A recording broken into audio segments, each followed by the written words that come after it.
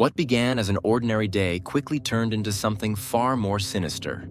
As the police approached the warehouse in question, they were immediately struck by a putrid, overpowering stench that hung heavy in the air. The moment the officers swung open the unit's doors, they were met with a profoundly disturbing sight. Scattered among various personal belongings were several large containers. Among them was a heavy-duty cooler, meticulously wrapped in layers of plastic, a large blue duffel bag, and a small carry-on suitcase. Following strict forensic protocols, crime scene investigators carefully removed each container from the unit. The containers were then transported to the medical examiner's office for further examination. The process of unwrapping and inspecting the contents took painstaking hours, as forensic specialists meticulously worked to preserve every possible shred of evidence hidden within the layers of plastic and fabric. As the final layers were peeled away, the horrifying truth was revealed. The body inside was officially identified as belonging to Manaj Starin. Dear viewers, please don't forget to like, leave a comment under the video, and subscribe to the channel so as not to miss new videos. This is very important to us. What started as a regular investigation has now turned into a true documentary. It will tell the story of Manaj Starin, who was born on May 23, 1989. There is little publicly available information about her early years, her upbringing, or the environment in which she was raised. It remains unclear whether she grew up in St. Paul, Ramsey County, Minnesota, or relocated there later in life. What is known is that by 2023, at the age of 34, Manaj was a single mother of 3 children, each from different fathers. She resided in a modest 2-bedroom apartment at 1428th Street in St. Paul, struggling to provide for her children while grappling with her own personal battles. Manaj's past relationships were shrouded in mystery, and there was no public record indicating whether she had ever been married. Acquaintances and those who had brief interactions with her painted a picture of a woman with an infectious warmth, someone whose kindness and patience left an impression on all who met her. Friends and neighbors recalled her as a person who always found time to smile, even in difficult times, and was known for her unwavering optimism despite the hardships she faced. Her love for her children was evident in the way she spoke about them, even as she privately battled an internal demon. Despite these admirable qualities, Manaj faced deep-seated personal struggles, including mental health issues and a battle with drug addiction. These challenges had begun to take a significant toll on her life and, most critically, on her ability to provide a stable and secure environment for her children.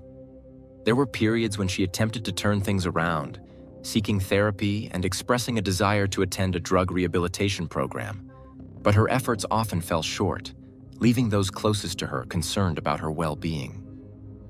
Then came a turning point, an event that would set off a chain reaction of alarming developments. The phone call on May 1st, 2023. That morning, the St. Paul Police Department received a distress call from Manaj's father. His voice was filled with unease as he reported his daughter missing. Known to close family and friends as Manny, Manaj had last spoken to him on April 18, 2023. During their final conversation, she had seemed distraught, paranoid, and unusually afraid. She had mentioned being in fear of someone. Her father believed it was a boyfriend, but she refused to disclose details. What made matters worse was that she had failed to appear at rehabilitation center where she was scheduled to check in. This absence, coupled with her fearful demeanor, had led her father to believe something was seriously wrong. Responding to the urgency of the situation, officers immediately began searching for Manaj. Their first stop was her apartment, but there was no sign of her. No immediate evidence suggested forced entry or foul play, but her absence was troubling. Investigators then reached out to individuals connected to her, starting with the father of one of her children. When questioned, he revealed that he, too, had not heard from Manaj in an unusual amount of time. Typically, she made it a priority to stay in touch, especially concerning their child. He emphasized that it was extremely out of character for her to go more than 8 hours without contacting him, as she was meticulous about ensuring their child's well-being. Their last conversation had been on April 21st, 2023, but afterward, she had gone silent. The man also disclosed that she often reached out from different phone numbers, likely due to financial instability preventing her from maintaining a steady phone plan. Investigators then turned their attention to her neighbors. One neighbor, in particular, recounted a disturbing memory. She had seen Manaj with visible injuries, a black eye and red marks on her neck. Though the exact date of the sighting was unclear, the neighbor remembered the incident vividly. Concerned, she had approached Manaj and asked if she had been hurt. Hesitantly, Manaj had admitted that she had been assaulted. However, despite the neighbor's insistence that she report it to the authorities, Manaj had refused, fearing that involving the police would only escalate the situation. This revelation deepened the mystery, painting a picture of a woman trapped in a dangerous situation but too afraid to seek help. Further inquiries led detectives to the manager of the apartment complex where Manaj lived. The manager provided crucial information. Manaj had a boyfriend named Joe, who frequently visited her apartment, though he was not listed on the lease. The manager, sensing something troubling about the relationship, had kept mental notes of the man's presence. He then provided the investigators with a phone number associated with Joe. With this lead in hand, investigators quickly uncovered the identity behind the number, a 40-year-old man named Joseph Steve Jorgenson. Upon presenting a photograph of Jorgenson to the apartment manager, they received confirmation. This was indeed the man known as Joe, Manaj's boyfriend. This marked a significant development in the case. Investigators were now faced with the possibility that Joe had played a role in Manaj's disappearance. Just as investigators began piecing together a timeline, another breakthrough emerged, one that would change the course of the investigation. On May 24, 2023, the manager of a neighboring apartment complex contacted detectives with a crucial discovery. Surveillance footage from April 21, 2023 had been found.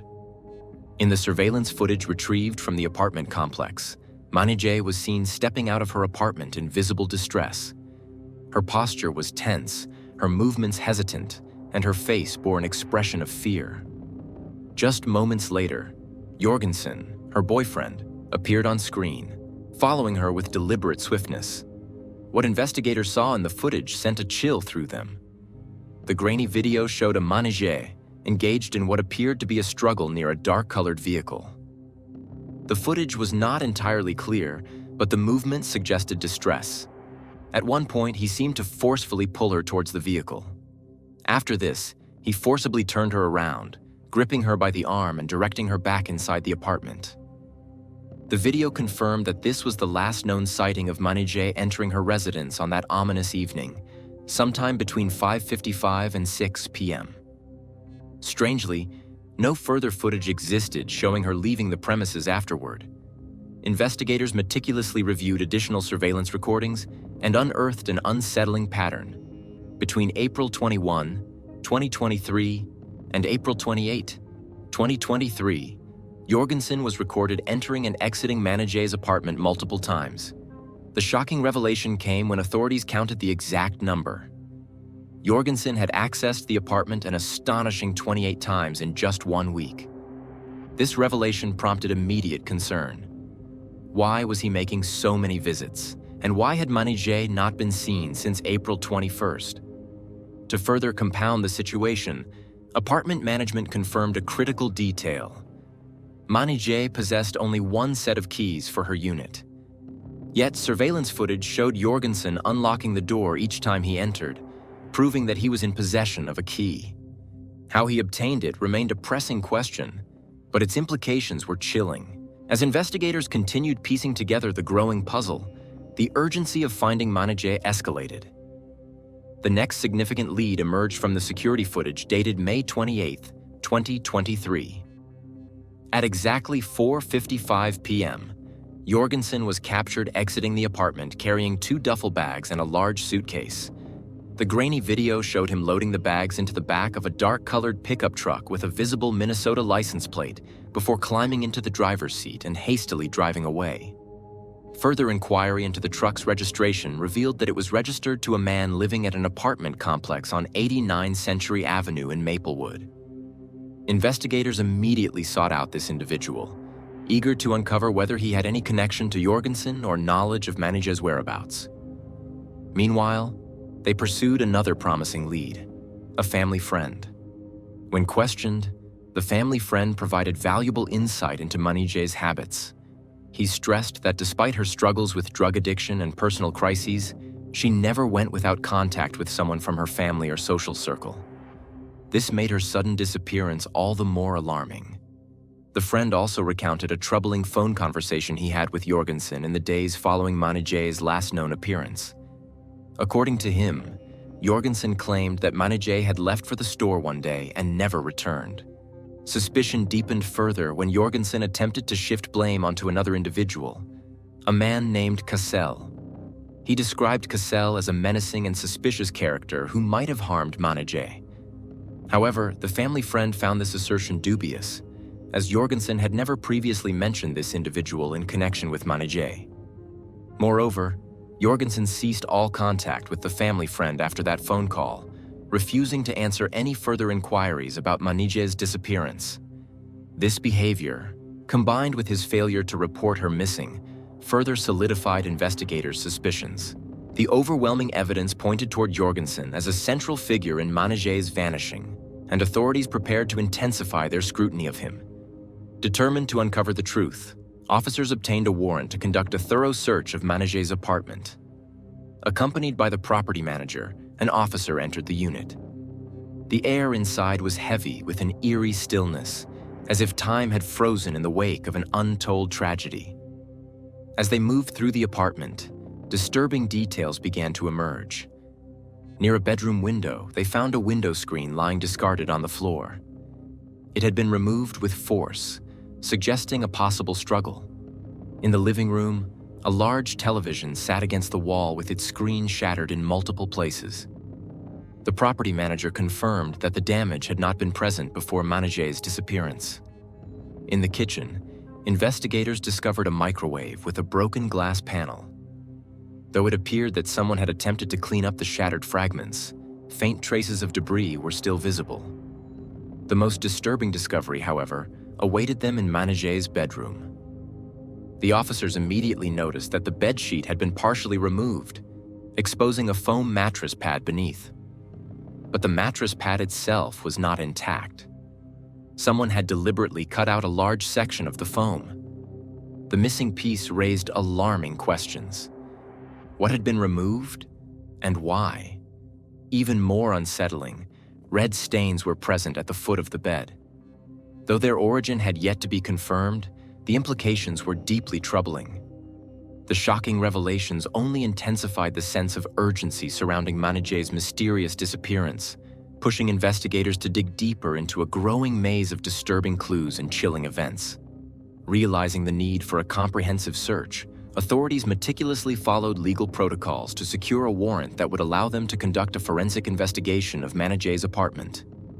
The warrant was officially granted and executed on May 25, 2023. When crime scene technicians entered the residence, they were immediately confronted with a gruesome discovery. Large quantities of blood were found throughout the apartment, on the couch, pooled on the floor, and splattered across the kitchen area. Signs of a haphazard cleanup attempt were evident, suggesting that someone had desperately tried to erase any trace of what had transpired within the apartment's walls. The chilling reality set in. Someone had suffered a severe injury or had potentially lost their life inside that apartment. Subsequent forensic analysis confirmed investigators' worst fears. The blood samples collected matched none other than Manaj Starin herself. With this confirmation, the case transitioned from a missing persons investigation into something far darker, a potential homicide. As detectives pressed forward, they began examining Manij's financial records in hopes of unearthing additional leads. It was soon revealed that she had been receiving government assistance through Minnesota's Electronic Benefits Transfer Program. This system allowed her to make food purchases and, in some cases, withdraw limited cash benefits. Recognizing the significance of this information, a warrant was quickly obtained to scrutinize Manij's EBT account activity. What they found painted an even more unsettling picture. Despite Manij being missing since April 21, 2023, transactions on her EBT card continued well into May. On May 9, 2023, Jorgenson used Manaj's EBT card to withdraw cash from an ATM at the Speedway located at 11 Century Avenue North in Maplewood. Later that same day, he utilized the card at a Dollar Tree store at Valley Creek Plaza in Woodbury. His purchases were notably suspicious: a cleaning bucket, 2 boxes, paper towels, garbage bags, liquid cleaner, latex gloves, and disinfectant wipes. The assortment of items raised immediate red flags, as they aligned with materials typically used to sanitize a crime scene.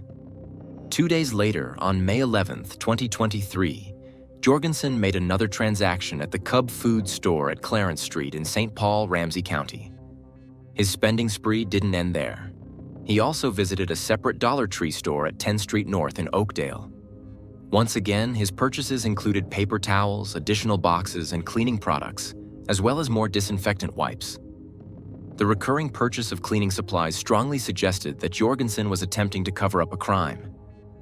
Complicating the investigation further, authorities uncovered yet another disturbing piece of information.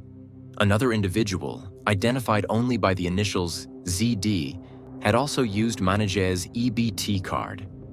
This discovery expanded the scope of the case, raising questions about whether additional people were involved in Manaj's disappearance or if ZD was simply an unwitting participant. Investigators, now fully aware of Jorgenson's fraudulent activities, moved to obtain a search warrant for his account history. What they found was deeply incriminating.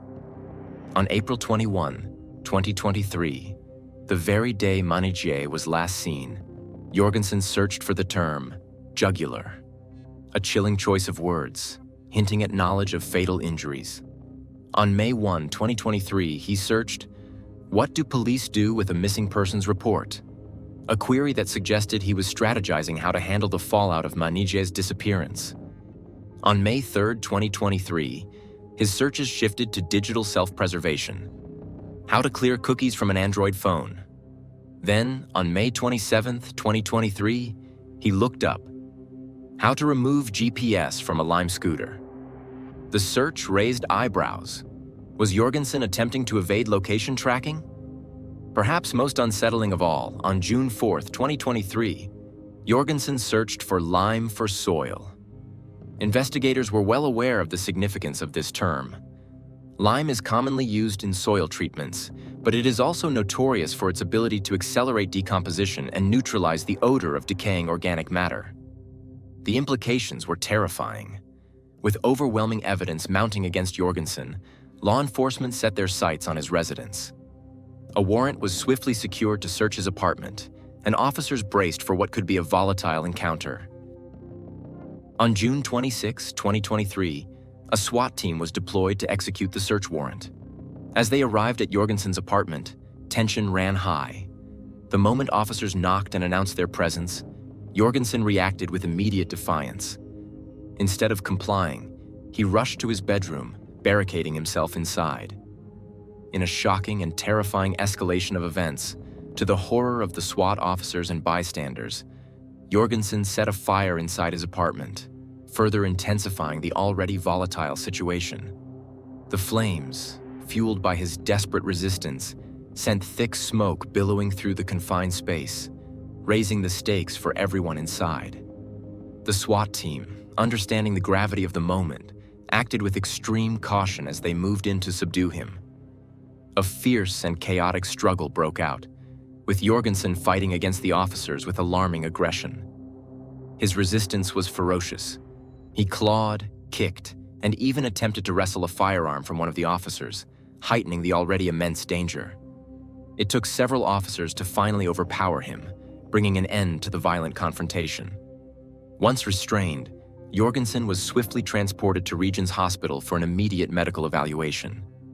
Law enforcement officials wanted to ensure that any potential injuries he sustained during his resistance were properly assessed. Additionally, authorities sought to evaluate his mental state, as his erratic behavior, combined with the brutal nature of the case, suggested the possibility of underlying mental health issues that could have played a role in his actions. To the officers' surprise, Jorgenson was not alone in the apartment. 2 other individuals were present at the time of his arrest. One was an unidentified woman who bore disturbing signs of physical abuse. Her body was covered in multiple bruises and scratches, and deep red marks encircled her neck, indicating a history of strangulation. When questioned by police, the woman made a chilling revelation. Jorgenson had strangled her and, at one point, whispered threatening words in her ear. "The neighbors won't hear you scream." This unsettling statement painted a terrifying picture of the extent of Jorgenson's brutality. The second individual was Jorgenson's roommate, a man who had chosen to take refuge in his bedroom during the standoff with the SWAT team. The roommate did not resist when officers detained him. When later interviewed at the St. Paul Police Department, he revealed crucial insights into the environment inside the apartment. He disclosed that he suffered from a traumatic brain injury, which had rendered him without a sense of smell, a fact that later gained significance. Additionally, he described his limited interactions with Jorgenson, citing his demanding Monday through Friday work schedule as the reason for his minimal involvement in the activities of his roommate. He insisted that he had little knowledge of Jorgenson's frequent guests or illicit actions. As detectives continued to investigate, they turned their attention to another key figure, ZD, a close associate of Jorgenson. Investigators had previously observed ZD using Manaj's EBT card, which prompted them to call him in for questioning. During the interview, ZD revealed that he had only met Manaj once or twice and had no close relationship with her. When he inquired about her whereabouts, Jorgenson had told him that she had been admitted to a mental health facility. ZD also stated that Jorgenson had personally handed him Manaj's EBT card and provided him with the PIN, leading him to assume that Jorgenson had permission to use it. As officers continued their efforts to piece together Manaj's last known movements, they spoke with the apartment manager overseeing Jorgenson's residence. The manager recounted a disturbing series of events that had begun in mid-May. Around May 15 or 16, 2023, multiple residents began filing complaints about a revolting stench emanating from Jorgenson's apartment. It was kind of like, spoiled milk and a baby diaper mixed together. It was just a really strong, unbearable odor, the manager recalled. The stench was so overwhelming that it permeated the entire building, causing immense concern among the residents. Growing increasingly uneasy, the manager and a maintenance employee attempted to enter Jorgenson's apartment on May 18, 2023, to investigate the source of the odor. However, their efforts were met with aggressive hostility. Jorgenson verbally lashed out at them, refusing to allow them access. He physically blocked the entrance to a specific bedroom, one that, according to their observations, appeared to be the very source of the putrid smell. Suspicious but unwilling to escalate the situation further at the time, the manager informed Jorgenson and his roommate that they needed to clean the apartment within a week. Shortly after this encounter, the manager and the maintenance employee observed something that sent shivers down their spines. They witnessed Jorgenson struggling to carry and drag several large black duffel bags out of the apartment. The sight was so unnerving that they exchanged grim remarks about the possibility that Jorgenson might be disposing of a dead body. Their suspicions were enough to cement the belief that something truly sinister had occurred within that apartment. Acting on these revelations, the Forensic Services Unit of the St. Paul Police Department conducted an extensive search of Jorgenson's apartment. What they uncovered confirmed the investigators' darkest fears. Blood evidence was found in multiple locations, strengthening the growing belief that the case had taken a turn toward homicide. The most damning discovery was a large pool of blood in the front closet, precisely the area identified as the source of the foul odor. Investigators noted that the blood had seeped through the carpet and into the carpet pad beneath it. Additionally, blood was found in the closet where Jorgenson had attempted to start the fire, further indicating the extent of his desperate attempts to destroy evidence. Investigators meticulously documented the crime scene, noting the disturbing level of premeditation evident in his actions. As the forensic team expanded their search of the apartment, they uncovered 2 padlock keys hidden among Jorgenson's personal belongings. These keys would later prove to be a crucial link in unraveling the gruesome details of the case. A review of Jorgenson's phone records revealed a chilling discovery. On May 18, 2023, his phone had registered a location ping near a storage facility located at 881 Weir Drive in Woodbury. Further investigation uncovered that someone using Jorgenson's roommate's name had begun renting a storage unit at the facility on May 5, 2023.